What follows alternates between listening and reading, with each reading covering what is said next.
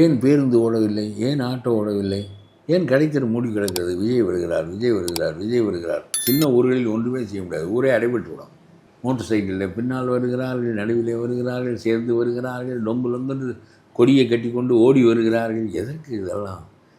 நேரடியாக எம்ஜிஆர் வருவார் மேடையில், நேர கார் வந்து வேகமாக நிற்றவுடன் ஓடி வருவார். அவ்வளோதான், பேசுவார், மறுபடியும் திரும்பி அந்த கூட்டம் அசைவதற்குள் காரில் ஏறி போய்விடுவார்.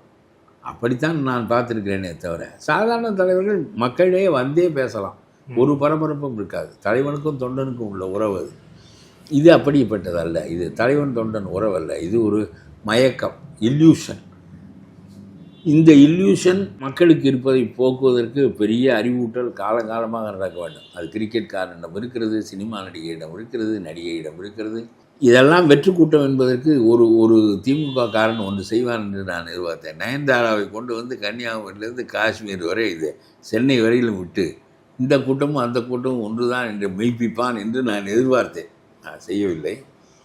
ஆகவே இந்த காலந்தாழ்ந்து வருவது, பெருங்கூட்டம் திரண்ட பிறகு வருவது, கூட்டம் நெரிசலாக இருப்பது, இவையெல்லாம் தான் தன்னுடைய வலிமை என்று அவர் கருதுகிற அந்த மனப்பான்மை தப்பான மனப்பான்மை.